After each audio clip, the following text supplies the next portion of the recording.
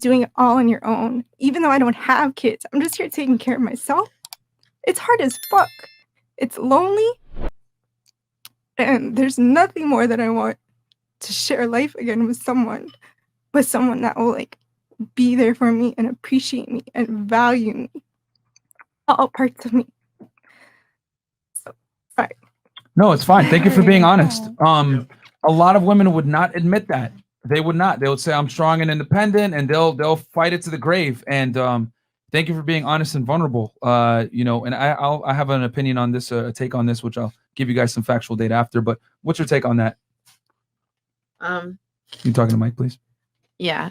I mean, I agree. As far as my background as well, I have always been the provider. I have always found a way. I have always, even when I got knocked down, I brung myself up with no help from a man.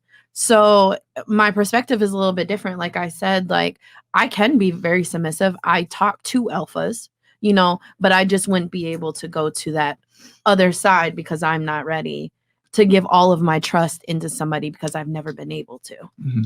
Okay. So I agree with exactly what she says. And I understand that it's hard to do that when you're the provider.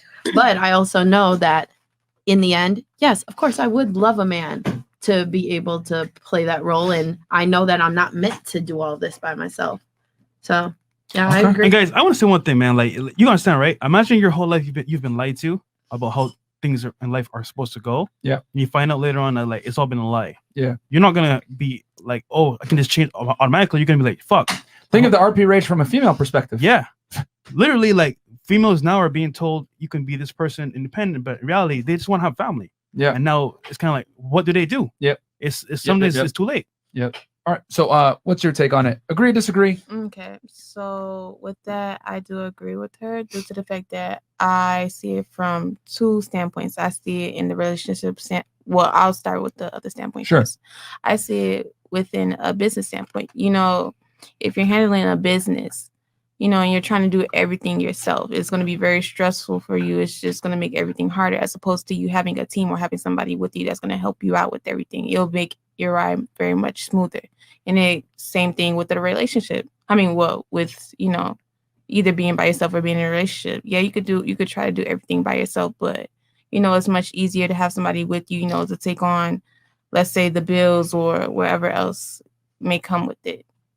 You're going to need, 9 times out of 10, you're going to need somebody to be with you. Okay. And you, and just so the people know, because we got 10,000 live viewers, by the way, guys, like the video. You know, you're an entrepreneur. You have a lashes business, Yes, right? I do. Difficult running it by yourself. Okay, yes, it is. For me, it is kind of difficult running the business by myself. You know, sometimes as a business owner, you know, there's times where you have your days where you get unmotivated. And with having a business, you have to stay consistent. So sometimes, let's say I'm not motivated, I'm not consistent, I'm not going to get that many sales. I'm not going to get all the sales that I need, as opposed to me being consistent, posting every day, you know, talking on live as I should. But like I said, it'll be more easier with the team. Cool. Your take on it? I mostly pretty much agree. Everything is easier with someone by your side, and it's definitely more enjoyable to life having someone by your side. I know definitely I get in my moments where I might be a little lonely, but I'm not going to sit here and act like I can't be independent, but being independent isn't what's surrounding my world or making my world go round. All right. I think it's really easy to follow or trendy, let's say, to follow the strong, independent woman, I don't need a man trope. But at the end of the day, you need to ask yourself if you're really going to be fulfilled coming home to an empty apartment, ordering takeout. Like, is this really what you want from your life? Or are you, you know, just trying to follow this empowering idea that you need to do everything on your own and that you don't need a man and that men and women don't need each other? Okay, cool. What's your take on that? Well, first, I think it's bold and brave that you cried first. I wasn't sure who was going to be, you or me, so feels good I wasn't the only one here, because I'm not about to have these 10,000 people roast me. No, No, I agree with her. There's a level of every woman, despite how they feel, whether they're on this independent thing, wants to be kept, right? We all want to be kept. And there's just a level of relief that you feel to know that you have somebody who is the pillar and the foundation of the household, and you are able to basically make the household in order to make it be a real home. I'm a private nanny, so I work personally with fathers all the time and be like, hey, I can't do this alone, because sometimes being a private nanny can really feel like being a single parent a lot. And a lot of them can attest to you get burnt out like hell. But it really helps to know that there's a man present to basically enforce these rules with the kids and also demand the respect that it is and keep it a balanced household in order for the household to continue moving forward. And that's just me getting paid for it. God can only imagine you being a parent 24/7. Cool. Do you were you able to gather your thoughts? I did. So it's No wrong with disagreeing. Go ahead. no, Wait. I totally You have agree the with floor. it. That's the thing. Like I agree with it. The only thing is someone else mentioned before how they had a situation and they provided for their man. I had to do that in my past.